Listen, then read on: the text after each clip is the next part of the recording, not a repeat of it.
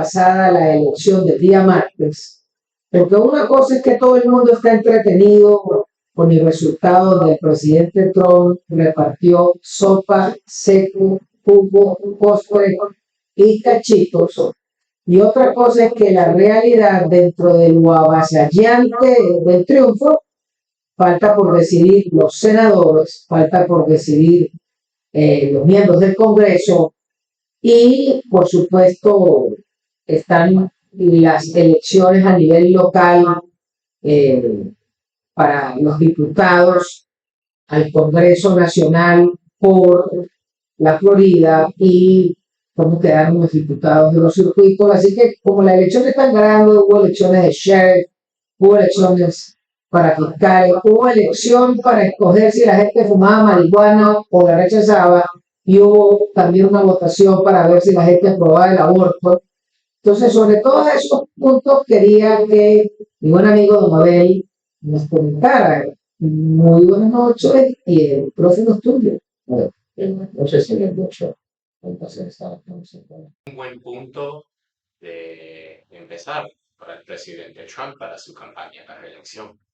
Hace 2 años era una campaña que hasta 3 o 4 meses atrás se esperaba que la campaña iba a ser contra Joe Biden y se retiró de la campaña unos meses antes de la elección por el debate desastroso que tuvo. Y cuando se hizo claro que él había decaído tanto en condición física y mental.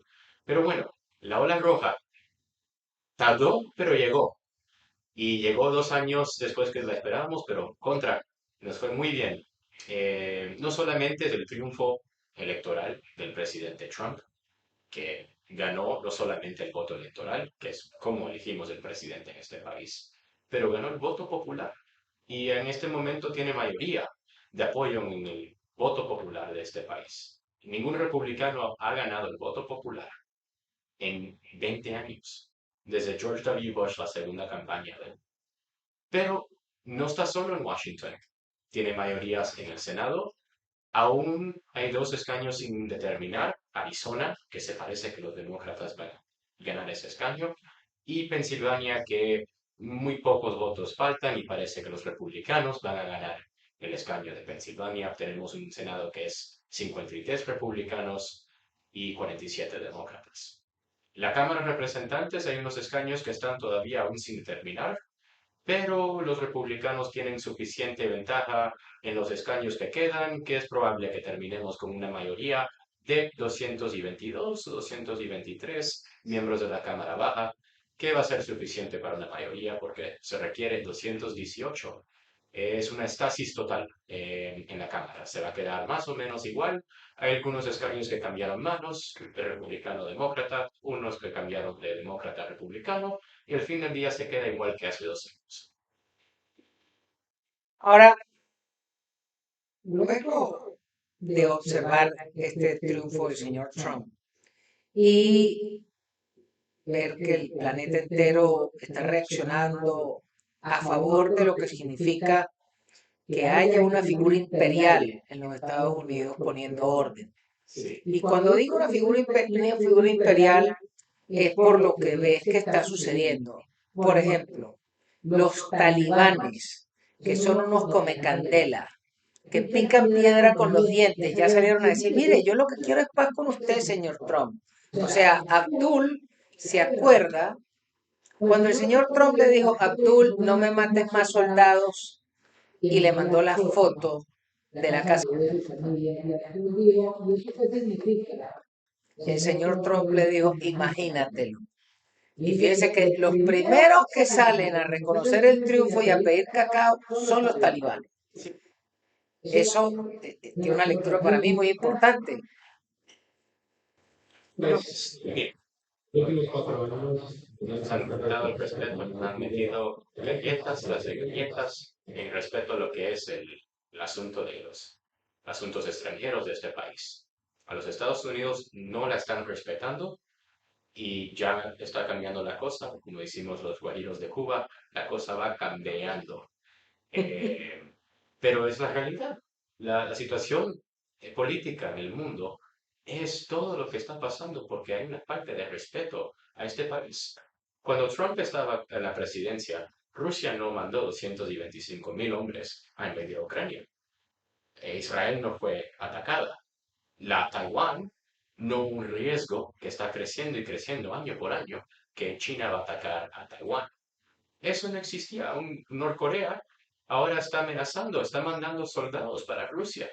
Cuando Trump era presidente, el jueguito este de mandar los cohetes sobre Japón y Corea del Sur, que estaban haciendo el gobierno de Corea del Norte, paró, lo pusimos a un paro total, porque nos respetaba, porque teníamos un presidente que era hombre, con los pantalones bien puestos. Los últimos 4 años hemos tenido un hombre que está demente, que está decayendo físicamente, un hombre y los que están alrededor de él, no le interesa poner la imagen de una América fuerte. Esa es la diferencia entre lo que teníamos y lo que vamos a tener muy pronto. ¿no? Y la otra lectura es observar que quien gobernaba la Casa Blanca, el Sí, gobierno de los Estados Unidos, era el que redactaba el teleprompter. Y de acuerdo a lo que leía el presidente o la vicepresidente o los voceros, ese era el que mandaba. Ahora, ¿quién mandaba? Hay gente que dice que mandaba Obama, hay gente que dice que mandaban las corporaciones farmacéuticas, otros dicen que el que mandaba eran las corporaciones militares. Mandaba mucha gente, pero resulta que un país con un gobierno con separación de poderes, pero con una figura imperial del presidente, sí, si el presidente no tiene los pantalones largos puestos, es un gran problema. claro, y eso es lo que estamos viendo en este país. Hay una falta de orden y es una anarquía total que tuvimos el mundo, una anarquía total que teníamos localmente en este país, con respeto también a la situación de inmigración. Es una anarquía que teníamos montada en muchos lados. Y lo que viene ahora es orden. Lo que viene ahora es un líder, porque esa es la palabra clave, líder. Líder no teníamos por 4 años. Es la anarquía contra la orden. Y el pueblo americano ha elegido la orden hace 5 días atrás. ¿No? Y otra de las cosas que me parece pertinente seguir dibujando lo que se viene es que los talibanes en check, pero es que hay otros que les gusta echar broma, que son los cataríes.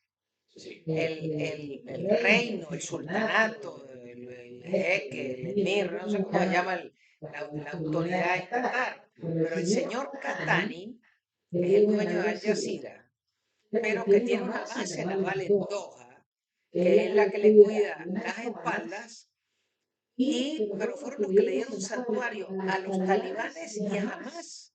¿Y qué pasa? Que el presidente Trump dijo, yo quiero mis rehenes de regreso. Y el señor de Qatar, en vista de que no logró que los genios de Hamas llegaran a una posición de entregar los rehenes, el tipo hizo como Pilato y se lavó las manos. Y él dijo, bueno, vamos a hacer una cosa, yo no logro que liberen los rehenes, pero tampoco voy a tener a los secuestradores aquí dándoles santuario, se van de aquí, fuera de aquí, vayan a ver dónde ustedes se paran. Y ahí le dejan esa papa caliente, bien sea a Egipto, a Irán, a Turquía, no sé a quién, pero los cataríes dijeron, yo no voy a esperar a que llegue el señor Trump y me señale con el dedo y me clave una, dos o tres sanciones y ahí me van a poner a pasar aceite. Y eso es lo que indica que hay un nuevo sheriff en town. sí, precisamente. Porque, como dije, no nos respetaban. Eran 4 años de una administración sin tener los pantalones bien puestos, una administración débil, una administración que quizás no era que no le importaban, pero era más que dicen, bueno, no deberíamos hacer tan fuerte porque hay que ver diplomacia. Pero hay una creencia muy importante que han tenido los presidentes, y digo de nuevo, los líderes de verdad, republicanos, empezando con el presidente Reagan, que dijo, la paz la tenemos con fortalidad, Fortaleza. fortaleza, Peace through strength. peace through strength. Y la clave de esa palabra fue que esas fueron las mismas palabras que dijo el presidente Zelensky de Ucrania al presidente Trump cuando publicó sobre la llamada que le hizo para felicitarlo, que los dos creemos en la paz con la fortaleza. Y es la única forma que podemos tenerla. La paz no se conquista con la debilidad, para nada. Esa es la estrategia de Chamberlain. Esa es la estrategia que se usó antes de la Segunda Guerra Mundial. Pero la única forma, el único lenguaje que hablan estos tiranos, estos malandros, estos corruptos en el mundo entero, es el lenguaje de fortaleza, ¿no? Sí, de la fortaleza. La fortaleza de tener los pantalones bien puestos, Ah, como dijimos. claro, y hay una palabra que utiliza la diplomacia americana, que en inglés es deterrence y en español es la persuasión. Y tal vez eso es lo que se había perdido, porque los Estados Unidos tienen el deterrence, tiene las fuerzas armadas más importantes y mejor preparadas del mundo, pero si no tienes la voluntad de decir que le vas a pelar los colmillos, te van a decir, bueno, está bien, tú tienes todas esas pistolitas, métetelas debajo del sobaco, no me interesa. Eso es cuando se burlan de ti. En cambio, cuando tú le sabes pelar las muelas, fíjate que esa es la primera reacción, la de Qatar. Arabia Saudita también dijo, no quiero a nadie de jamás aquí. Pero también, insisto, los talibanes. Pero también hay otra reacción, que es que el señor Putin, la primera declaración dice, bueno, ganó el señor Trump, pero no lo consideramos amigo. Pero dijo, epa, queremos negociar la paz. O sea, está todo el mundo picando adelante porque nadie quiere quedar movido en la foto a partir del 20 de enero del año que viene. Claro, es una restauración del orden. Y es también la conversación que tuvo sobre este tema de la fortaleza, que es la forma que aseguramos la paz. Me recuerdo mucho de la conversación que tuvo el presidente Trump con el líder de Corea del Norte, Kim Jong-un, cuando Kim Jong-un dijo, tengo un botón rojo en mi buró y no tengo miedo de usarlo. Y el presidente Trump le dijo, bueno, yo también tengo un botón rojo y el mío es más grande y el mío funciona.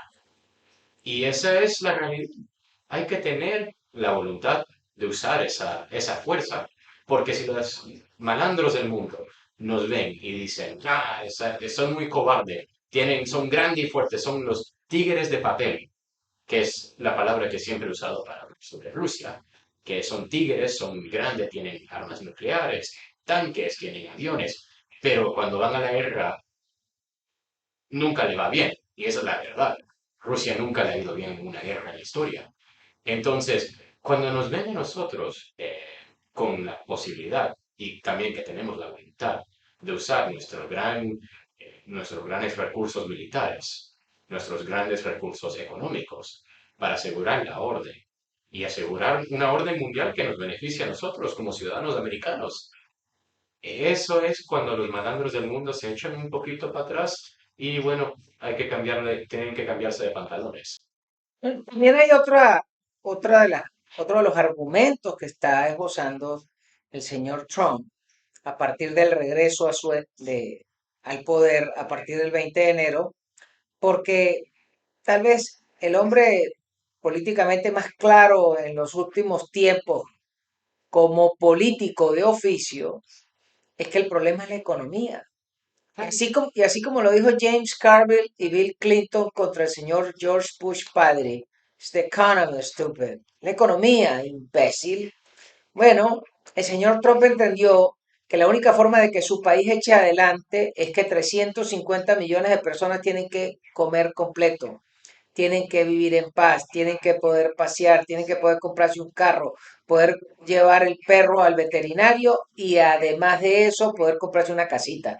Y ese sueño americano no se estaba cumpliendo este último periodo por la torpeza en las decisiones económicas solo para complacer a varios lobbies que le pagaron la cuenta a los demócratas. El lobby LGBTQ, el lobby de los verdes que quieren acabar con la economía del petróleo para complacer con carros eléctricos a los chinos, que son los que venden el material para las baterías, el lobby de las farmacéuticas envenenando a los niños y el lobby de los sinvergüenzas pretendiendo acabar con la familia y con la masculinidad y pretendiendo transformar a los niños. Un niño nace varón y entonces hay que agarrar y mocharlo, y una niña nace hembra y hay que hacerle mastectomía, porque no, tú te consideras hombre. Bueno, ¿qué pasa? Es una falta de respeto. Y volver a eso de que son los valores conservadores, la familia, el carácter, la hombría y la feminidad, eso es muy importante y por eso yo creo que también votó el pueblo americano. Sí, le veo el punto. Y las comunidades que han votado republicana en esta elección. Y digo que votaron republicano porque no es solamente que votaron por el presidente Trump, votaron por el republicano para el Congreso, el republicano para el Senado, el republicano para las campañas locales. Y son dos grupos. Y 8 gobernadores de 11. Eso no es Sí, cualquier caramelo. Corrieron 11 gobernaciones claro, y los republicanos ganaron 8. eso es verdad. Tenemos control sobre la mayoría de las gobernaciones en este país.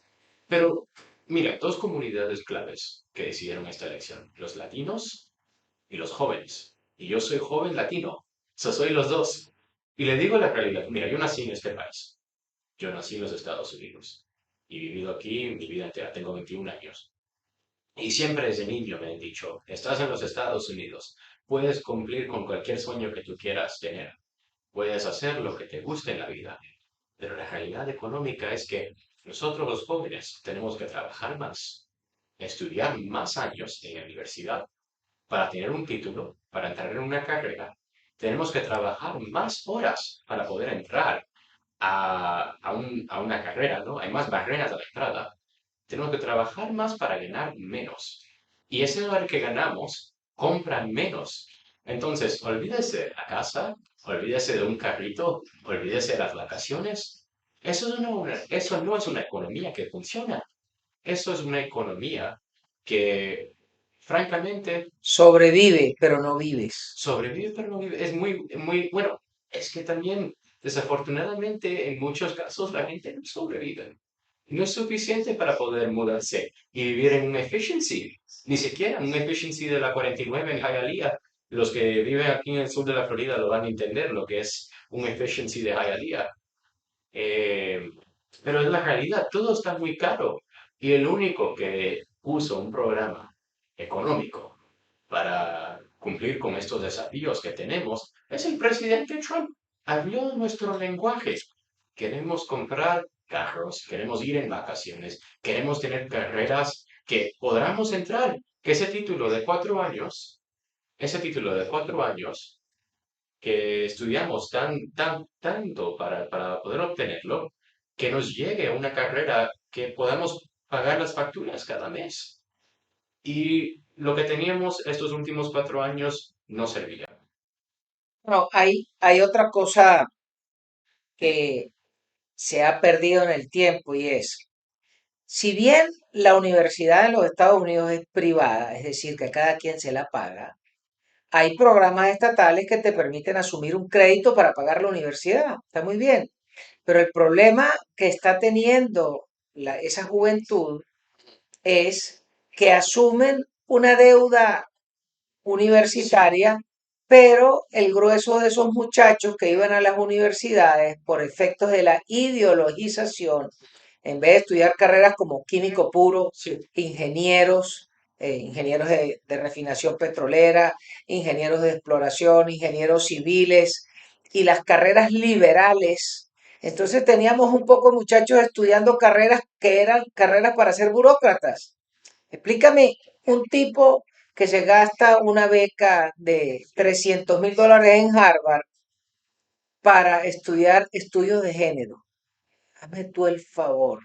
claro. ¿Cuándo ese sujeto va a pagar esa deuda con la universidad? Cuando, ¿quién paga por un pájaro o una doncella que se gradúe en estudios de género? Salvo que sea un burócrata del gobierno, ese tipo en la calle, nadie paga un duro por un tipo de eso. Y eso es uno. Y después está todas las ramas de los estudios sociales y todas esas ramas liberales, pero esas carreras no dan plata. Y entonces eso es una deuda estudiantil de carreras que no van a producir nada. Y esa es parte de la realidad que está diciendo el señor Trump, que va a poner orden a partir de Sí, ahora y le está diciendo a las universidades, el que no estudie algo para que pague la deuda, yo no se la voy a pagar, si la tiene que currar, se la tiene que pagar o si no vaya a ver qué hace con su vida. Ese es el primer punto. El segundo punto es que las universidades se transformaron en el nicho de los comunistas y entonces, ¿qué pasa? Cuando tú agarras a un vago que no sirve para nada en la calle, pero le das un cargo, le das tenure en una universidad, y entonces tú ves los profesores de las grandes universidades, $350,000 de salario anual para un tipo que lo que está formando son sociólogos, periodistas y puras carreras que no dan plata. Y por eso es que las universidades han subido tanto. Y entonces, ay, ¿quién va a pagar eso? Esa es una de las estafas en las cuales le permitieron a los comunistas hacer un nicho sí, para tener un poco de vagos que no hacen nada, que no producen nada.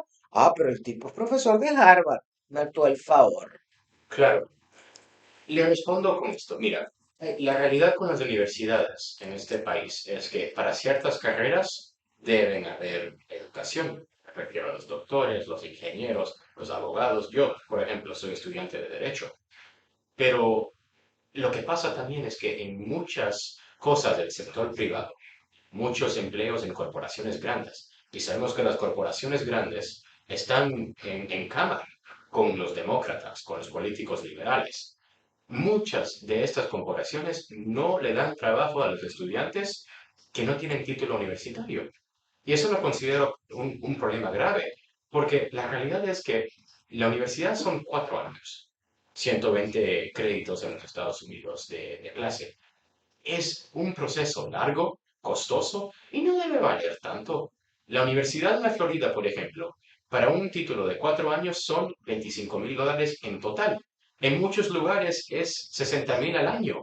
Quiere decir que para un título de 4 años que no vale nada, para un bachelor's, son 4 años y no vas a poder hacer nada con un bachelor's. Tienes que ir a la escuela de De abogado, negocio. profesional, negocio. Son $250,000. Más si quieres escoger a ir a la escuela de ley, son 250,000 más. Y eso es un problema, pero está muy caro porque nos pusimos en el negocio de estos préstamos estudiantiles. En vez de ofrecer becas a los estudiantes que se la han ganado, en vez de parar de aceptar las contribuciones privadas, porque esa es la realidad. Las universidades se han convertido, eh, en inglés la expresión es un hedge fund, Claro, un fondo de apalancamiento. un fondo de apalancamiento que está en el negocio de la educación. Y así no podemos hacer. Deben haber más oportunidades en las universidades técnicas, los programas de ser plomero, los programas de ser electricista, que pagan, Carpintero, carpintero, pagan buen dinero. ¿no? Mecánicos de avión, Mecánicos, mecánicos de camión. O sea, sí, pero ahí es donde yo veo que hay una falta de los cuerpos educativos a nivel de los liceos, de las escuelas públicas, porque todos los niños quieren es o ser influencer, o quieren ser modelos, o quieren ser youtubers, o muchos lo que quieren eh, es tener unas carreras de ir a sentarse de burócrata en una silla, pero los profesores no le han hecho entender a sus alumnos que hay muchísimo dinero. Por ejemplo, solo en el sector aeronáutico hay cantidades de plazas vacantes de mecánicos de avión y no tienen cómo cubrirlas. Ese es un caso.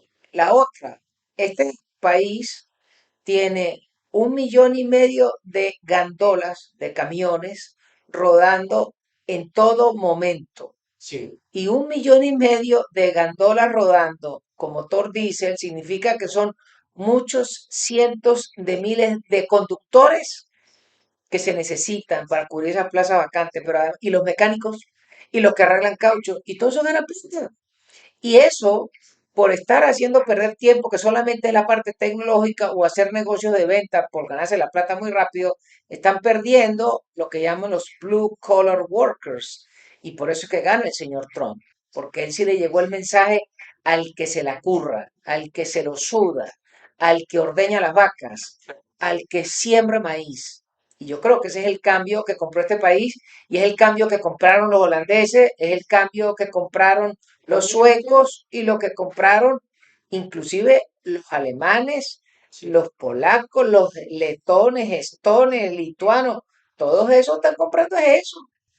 En el mundo entero. Y mira, lo único que quiero yo como joven es poder que me dé pagar las facturas mes a mes, poder irme en unas vacaciones, poder comprar una casa y tener una familia. Y eso es lo que queremos la mayoría de los jóvenes. Por eso que los jóvenes votamos por Trump en esta elección, porque él quiere darnos la economía para poder hacer eso. Y cada vez que tenemos una economía que no se enfoca en sectores industriales, porque estamos llegando en una nueva era, en una nueva edad económica. La realidad es que estamos transformándonos totalmente. Tenemos una economía que se está digitalizando más, una economía que se está cambiando para nuevos sectores. Hay que desarrollarlos y hay mucho dinero que ganar ahí. Pero el que va a desarrollar esas industrias es el presidente Trump. Porque los demócratas no quiero hablar, no quiero que me digan nada de lo que han hecho los últimos 4 años, porque tuvieron la Casa Blanca y la economía siguió decayendo. Todo, todo en este país empezó a empeorar y empeorar. Y al fin del día querían cambio. El pueblo americano quiso cambio. Y lo que pasó es que no, el cambio no iba a venir de la que era vicepresidenta actual. Esa es la realidad. Lo otro que sigue siendo pertinente hacerle saber a la audiencia es que estamos llegando a la media hora de transmisión y queríamos hablar de nuestros anunciantes. Y hoy nos acompaña la gente de Pavlova Express, que nos mandaron por acá una suculenta torta de Pavlova y la pueden buscar en su Instagram que se llama Pavlova Express. También otro de nuestros anunciantes es la casa de seguros que lleva tu asesor Gustavo. A él se le puede ubicar a través de sus cuentas que serán colocadas en el margen del programa y ya saben, el que necesite un seguro en Florida o en los Estados Unidos puede comunicarse claramente con don Gustavo y él es la mejor persona que yo puedo recomendar, sobre todo porque te aclara lo mejor de lo que hay en todos los mundos y en todos los precios de acuerdo a lo que tú te puedes adoptar. Otro de nuestros anunciantes es la casa editorial Jurado Grupo Editorial, que fueron los que me publicaron mi primer libro, que ustedes lo ven en, a lo largo del programa, se llama El Gocho del WhatsApp, y son los que están esperando, y el retardado soy yo, por la entrega del segundo libro, que es Una visión de país. Pero también es pertinente recordar que otro de las personas que nos acompañan es la corredora inmobiliaria, la señora Mayra Villamarín, y ustedes verán su anuncio acá en la parte baja de la transmisión. También les tengo que hacer saber que este programa llega a nombre de las morcillas del Catire Ramón en la esquina del Amor, en la avenida Carabobo, en San Cristóbal, frente a la panificadora El Trigal. Y Jelly Blocks tiene los postres que son una delicia y ustedes lo van a ver en el Instagram. Ahora seguimos el programa. Mire, don Abel, otro de los temas que yo creo que era pertinente seguir charlando contigo y agradecer a la audiencia. Les sugiero que sigan a Don Abel en su cuenta de Instagram, Sí. que la vamos a poner aquí, pero también el que le quiera hacer preguntas de cómo es la movida, sobre todo a nivel del Partido Republicano en el sur de la Florida, porque hay gente que no entiende o quisiera participar, pero no sabe cómo contactar, no sabe cómo funciona el partido, no sabe cómo puede aspirar y sería interesante ilustrar a tantos ciudadanos americanos que nos escuchan y que tienen algo que decir, que quisieran competir, pero como no lo saben, pues se les hace fácil no participar. Y hay que recordar que en política, si usted no participa, siempre será gobernado por los peores. Y la única forma de que haya calidad en la conducción de tu localidad, de tu país o de tu estado, es que compitan los mejores. Pero si tú no le ilustras a aquella persona cómo puede esbozar y expresar su aspiración, entonces no llegamos a nada. Y como digo, muchas de las naciones hispanoamericanas han sido destruidas porque los mejores no han visto la necesidad y entonces los peores se agarran y se montan en el coroto y por eso es que hoy observamos en una evidencia empírica clara que hay 8 millones de venezolanos en diáspora desterrados porque pasaron a manejarnos los peores. Entonces, volviendo al punto, don Abel, quería que nos ilustraras un poco de, en el caso de Miami-Dade, cuánto es el electorado y cuáles son las posiciones que corrieron ahorita. Y también recordar a la gente que el año que viene, en noviembre, aquí todos los años hay elecciones. El Sí, año que viene hay elecciones de comisionados, hay elecciones de la autoridad de agua, hay elecciones de la autoridad de la escuela. O sea, hay muchísimos espacios donde el que quiera hacer algo útil y quiera proponer sus ideas puede aspirar. Y quería que nos ilustrara un poco sobre eso. claro que sí. Justo. En el condado hay una población de como 2,8 millones de personas y 1,5 millones de la población del condado de Dade están registrados a votar. La tasa de participación en esta elección fue como el 71-72%. Enorme. Enorme, sí. Wow. Si aquí dicen que siempre la abstención en Estados Unidos es más del 40%. En este caso no votaron las personas, pero lo más bonito de todo es que en Miami-Dade la realidad política es que los republicanos estamos en tercera posición política. Hay más demócratas, hay 522,000 demócratas en el condado de, hay 483,000 republicanos. Quiere decir que hay 40,000 más demócratas en el condado que los republicanos. Y hay más independientes que republicanos, personas que no se afilian a un partido político. Quiere decir que estamos en la tercera posición. Y aún con eso, en el condado de cada candidato republicano sacó el 55% del voto o más. Wow. ¿Por qué? Porque la tasa de participación republicana llegó al 80% en esta elección. La tasa de participación demócrata se cayó en 70. Quiere decir que aún con menos votantes que salieron a votar en esta elección, más republicanos, perdón, más votantes registrados del Partido Demócrata que republicano, más republicanos salieron a votar que demócratas. Es un logro político y por eso que ganamos el condado por 10% en cada elección. Pero fíjate una cosa, ganan los republicanos por el 10%, pero la señora Daniela Levin ganó Sí, la elección, o sea, y eso fue hace apenas unos meses, sí, agosto. elección de la ira de Vincaba llegó a la tasa de participación de aproximadamente 20%. Y es que el 80% de la población quedó en casa.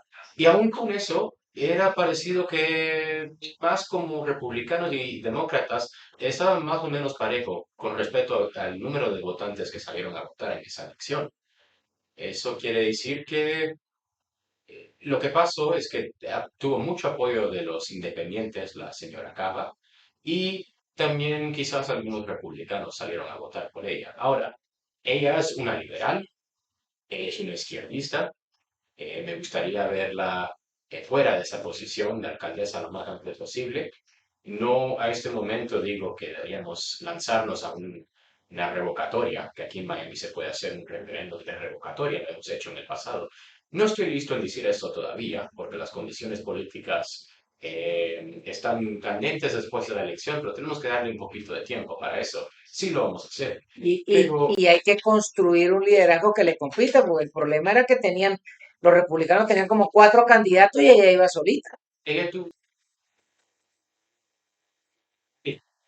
con la posición de ser el electo actual, yendo a una elección, a una campaña electoral, pidiéndole al pueblo que la reelijan, eso es una cosa poderosa. Ella es la cara de la comunidad.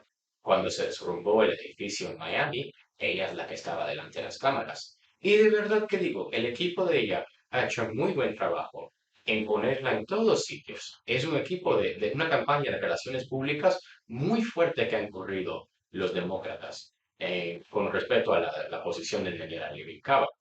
Ahora, ella sacó el 58% del voto. Es un triunfo electoral grande que tuvo la señora. Pero eso pasó porque ella tuvo $5 millones y el contrincante principal de ella, que fue el señor Manicil, el alcalde de Miami Lakes, llegó a los 200,000. Quiere decir Wow. que fue un desgaste de 50-1.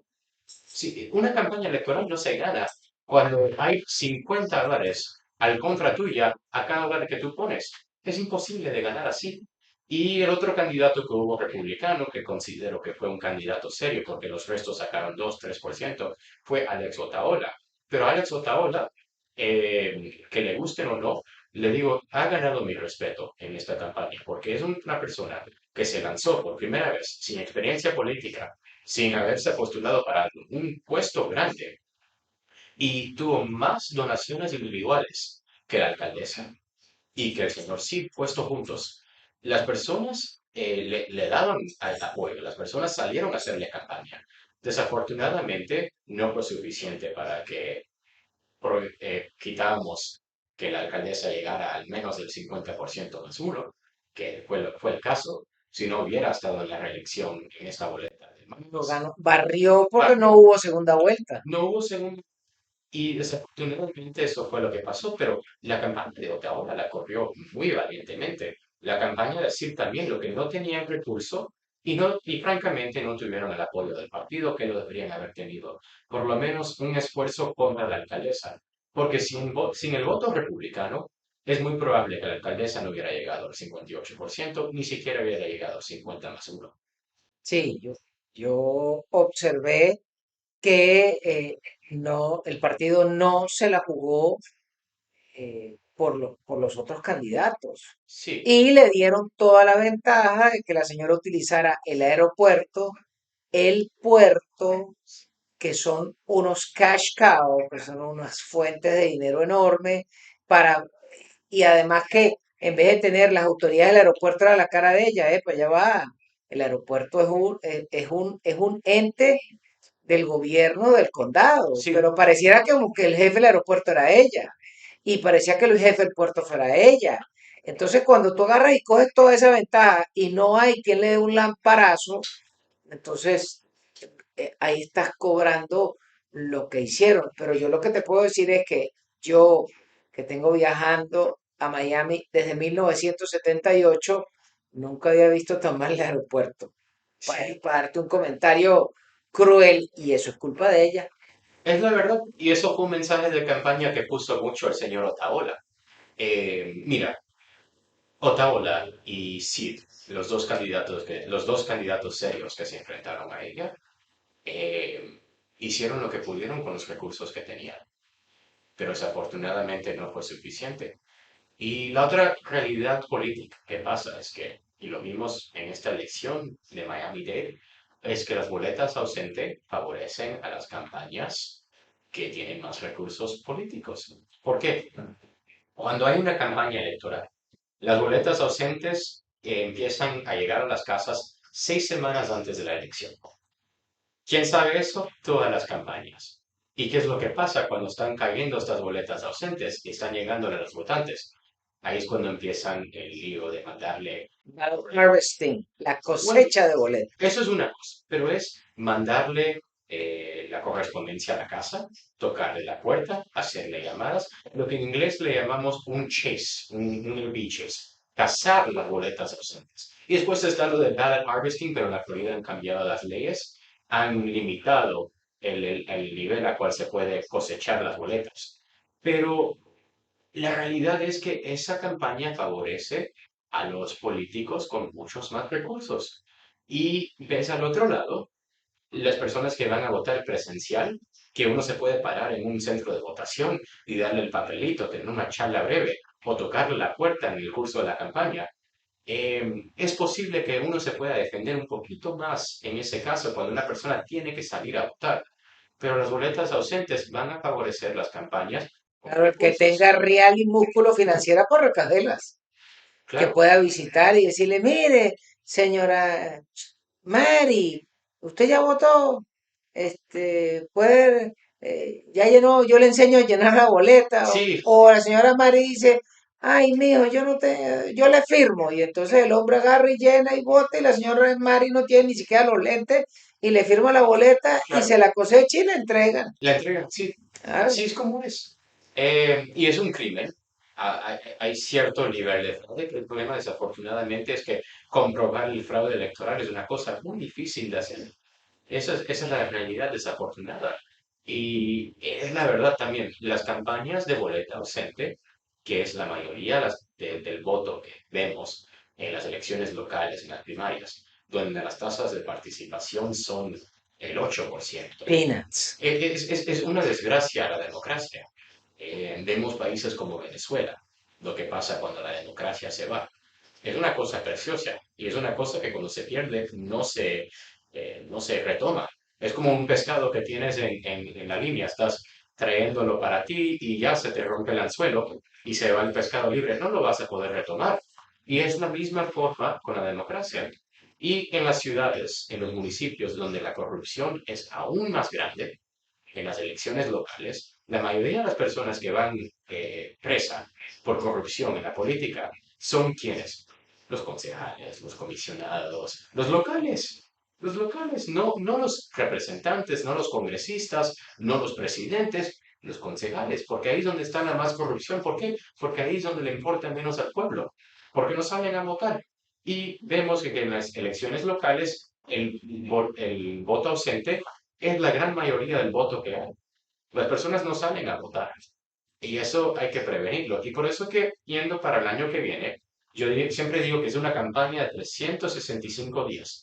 En algunas partes de Miami tengo amigos que están en segunda vueltas de campañas electorales en diferentes partes del condado, en Doral, en North Miami Beach, y vamos a hacer lo que podamos para poder asegurarnos que salgan electos estos muy buenos republicanos.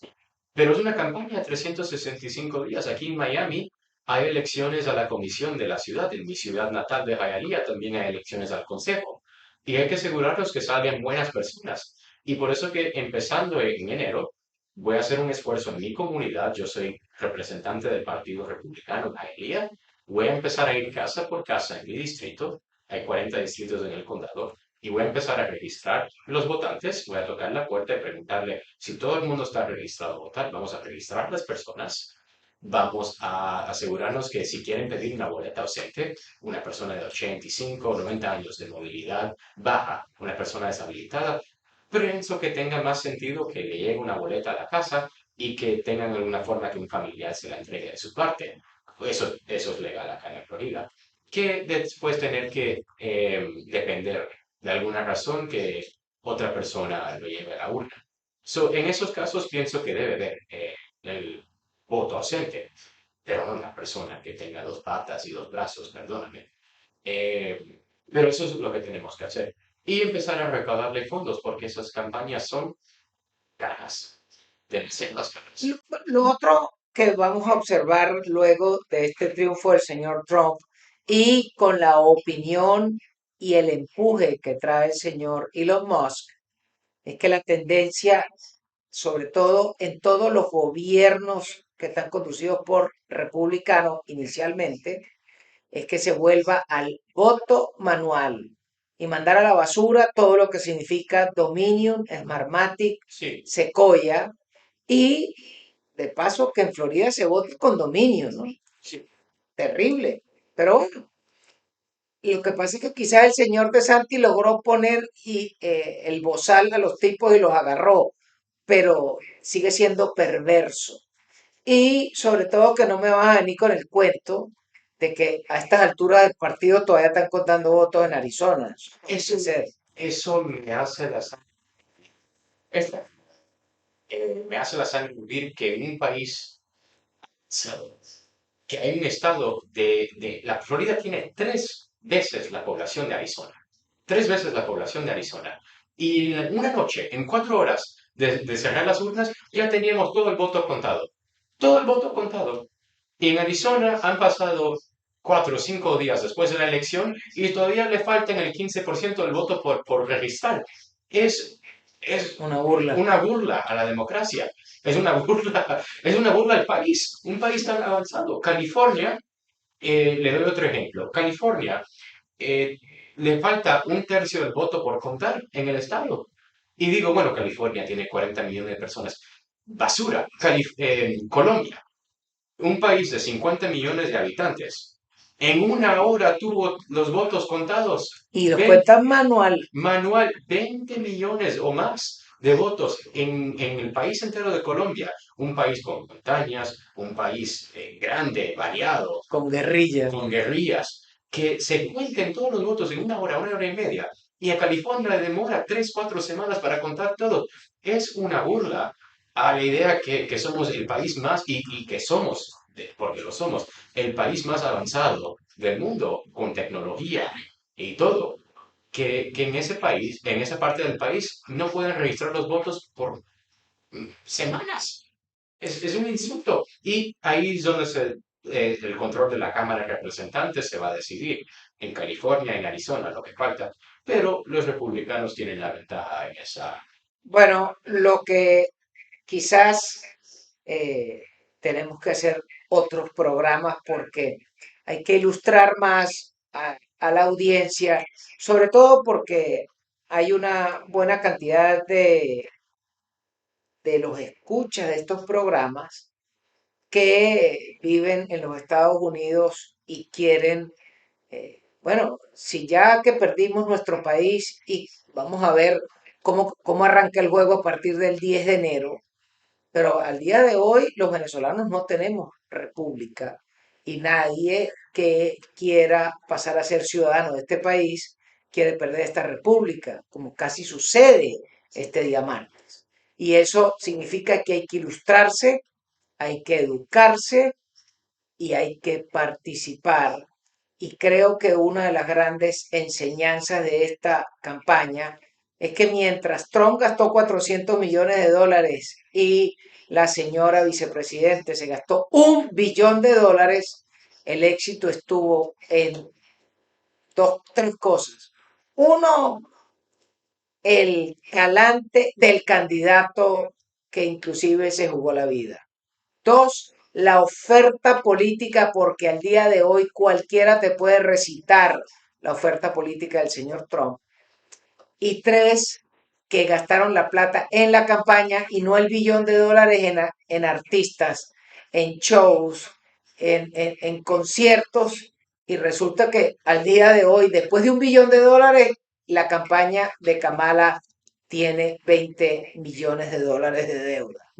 Entonces, para cerrar el programa, quería ofrecerte, esta es la torta pavlova y ahora le vamos a dar viaje porque la cochina envidia para los que no le pueden dar chicharrón. Y para eso te vamos a dar a ti el, la, el, el derecho de picar la torta para que la disfrutes. Gracias.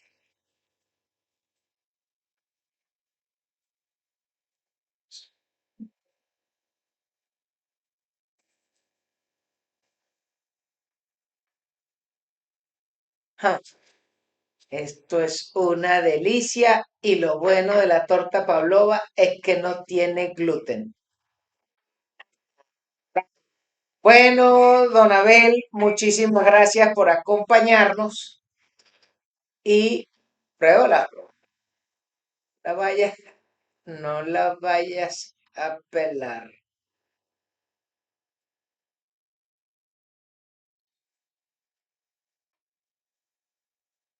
Contra se pone la torta. Ya limpiando. Bueno, Está pues bueno. ya saben. ¿Saben? Es Pavlova Express, ¿no? Sí, señor. Pablo Express la pueden identificar en su cuenta de Instagram. Eso es una delicia para chuparse los dedos. Y no vayan a pelar las morcillas donde el Catire Ramón, allá en la esquina del amor. No vayan a pelar los pasteles donde Joseito con Masato en Táriba. Y además, ya sabe, si se le presenta un apuro, tenga su póliza de seguros y para eso está su asesor Gustavo. Muchísimas gracias. También de parte de la corredora de bienes, doña Mayra Villamarín. Y también agradecer a la empresa Jurado Grupo Editorial, que es quien me produjo mi libro y me están esperando por el segundo. Gracias a todos ustedes por su tiempo, gracias a Don Abel y ya le vamos a dar viaje a la torta, no vaya a creer que se va a salvar. Hasta luego.